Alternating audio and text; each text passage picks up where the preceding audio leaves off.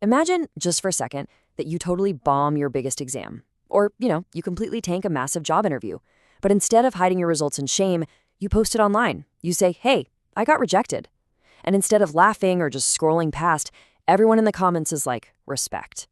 I really want to speak directly to you right now, especially if you're the person lying in bed at 2 a.m., endlessly scrolling through your feed, just feeling like you are hopelessly falling behind everyone else.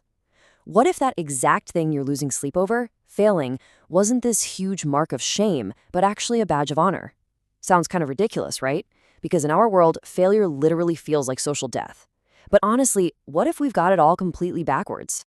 Okay, let's dive right into this explainer. I'm absolutely thrilled to have you here with me today because we're going to unpack something that is quietly paralyzing millions of young adults right now. We're talking about the courage of being imperfect.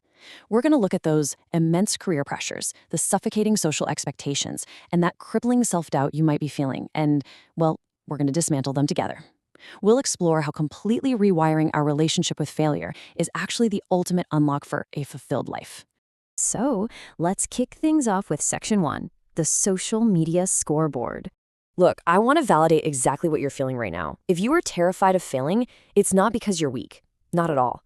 It's because society has fundamentally rigged the game to treat success like this highly public scoreboard and failure like a literal contagious disease. I mean, we live in an era where every single day you're subjected to the highlight reels of millions of strangers. And these modern markers of success, they are beaten into our heads constantly. Good grades mean you're smart. Money means you're important. Followers mean you're relevant. A perfect body means you're admired. And failure means you're a disease. You see, the really fascinating truth here is that we aren't actually terrified of the physical pain or the logistical setback of failing. No way. We're terrified of the public embarrassment of everyone seeing us fail. We are so scared of becoming the quote-unquote unsuccessful friend. And that fear of public judgment, it's like an invisible cage keeping so many genuinely incredible people totally stuck. And that brings us to a really tough but super necessary realization in Section 2. Approval versus true success. If we're actually going to break out of this cage, we have to be radically honest with ourselves about what we're really chasing when we obsess over our careers or our social standing. We have to break down this painful truth.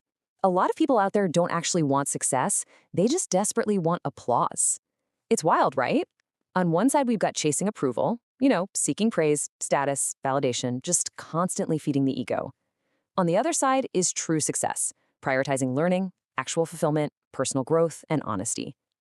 This completely explains why a student can literally get a 95% on a brutal exam and still go home totally miserable. Why? Because somebody else got a 98%. The problem in that moment was never a lack of knowledge. The problem was ego. We've turned life into this exhausting performance where everyone is pretending to be super confident, even though, let's be real, most of us secretly feel completely lost. To see this from a different angle, let's look at a totally different cultural phenomenon in Section 3, anime's lesson on failure. Now, you might be wondering, wait, why anime? Well, if we look at why young people, who are frankly drowning in modern career and social pressures, connect so deeply with these characters, we actually uncover a profound truth about human psychology and resilience. Sometimes fiction tells the truth way more honestly than society ever does. Take Naruto, for example. The guy was ignored, mocked, totally alone, but he kept going despite feeling completely broken inside.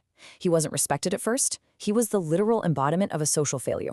But we root for him. Millions of people connect with him, not because he's flawless, but exactly because he pushes through those agonizing struggles. It feels profoundly beautifully human, especially when you compare it to the fake, polished perfection we are constantly fed online. Then you have stories like Vinland Saga, which honestly offers an even darker, much more mature lesson. External victory doesn't automatically heal internal pain. This brilliantly contrasts that classic success narrative we're all used to. It shows how achieving a massive, highly polished external goal, like getting the ultimate revenge or reaching the absolute top of your career ladder, can still leave a person completely and devastatingly empty inside if they haven't addressed their inner emotional reality. Success, it turns out, is definitely not a band-aid for your soul.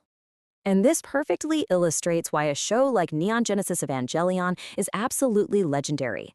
It dives headfirst into mental struggle, fear, isolation, confusion. It completely refuses to show perfect heroes. Instead, it shows deeply flawed, anxious human beings. It proves that while real life constantly tells you to hide your weakness is actually what makes you real. It's what actually connects you to other people. We love these characters because they just keep living and fighting despite their constant, frankly humiliating failures. So what if we applied this raw honesty to how we learn? That's section 4, rewiring school for growth. I want you to imagine applying this to your own life, your classrooms, or those tricky early career steps. What if we completely stripped away the humiliation of a bad grade or a failed project? When failure becomes normal, some truly incredible things happen. Curiosity absolutely explodes. Creativity explodes. Confidence becomes so much healthier. Think about it. If failure was culturally accepted as just data, just a normal step in the process, students wouldn't be paralyzed by the fear of asking a quote-unquote dumb question. Genuine learning would absolutely skyrocket. We wouldn't just memorize things to pass a test. We would actually experiment to understand the world around us. We really need to shift away from this idea of fake confidence, that fragile bravado of saying, oh, I never fail, because honestly, that's just a wall built out of fear. We need to move toward real confidence. True, unbreakable confidence is being able to look at your peers and say, I'm not afraid to fail publicly. It's having the courage to be incredibly messy, to make mistakes where everyone can see them, and to actually trust that you're going to survive the embarrassment. But as your virtual mentor here, I have to deliver a pretty crucial warning. Let's get into section 5, the Buddha problem and the dark side. So there's this old philosophical idea tied to the Buddha that suffering stems from attachment. And right now, we are all deeply attached to our image. The danger is attaching your identity way too deeply to any image, whether clinging to the image of constant success or, strangely enough, clinging to the image of failure. This brings us to the actual definition of a growth mindset. It's the belief that failure is survivable and just a stepping stone to learning. It is not a permanent identity. I need to be super clear here. We aren't glorifying failure just for the sake of failing. Failing forever, making the exact same mistakes without any reflection or adaptation, that isn't profound wisdom. It's just avoidance. It's hiding behind the excuse of failure. Please let this reality really sink in for a second. Romanticizing staying stuck is not beautiful. Growth is.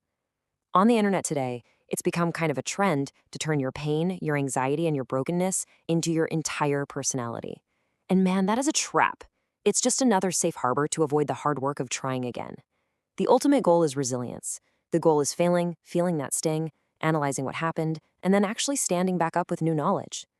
Which brings us to our final section, section 6, the courage to try. I want to bring this entire conversation directly back to you and the fears you're facing right now. Let's look at those immense social expectations weighing on your shoulders. It is time to replace that suffocating fear of embarrassment with the liberating power of a growth mindset. Because the saddest failures in life, they're usually invisible. I want you to remember that most people in this world aren't stuck because they lack talent or intelligence or resources. They are stuck because they are emotionally terrified. The fear of judgment is so overwhelmingly strong that it causes them to delay their true dreams literally forever. The video never gets uploaded. The business never gets started. The person never gets asked out. Those invisible failures, those are the true tragedies. I want to leave you with a thought, and I want you to let this truth truly sink into your bones. Every person you admire today was once bad at something. The difference is they survived being seen imperfectly. Every single CEO, every artist, every creator you look up to, they were once awkward, ignored, rejected, and completely lost. They didn't have some magic shield against embarrassment. True courage was just trying while the rest of the world watched them stumble. They survived the imperfection, and guess what? So will you. So I want to leave you with this final lingering question to think about today. What is fear stopping you from starting? Look at your life, your career, your passions. What have you tucked away in a box on a high shelf simply because you're afraid of someone else's opinion if you drop it? Challenge that imposter syndrome right now. Stop pretending to be perfect. Embrace the messiness of being a beginner, and finally, take that leap. You've totally got this.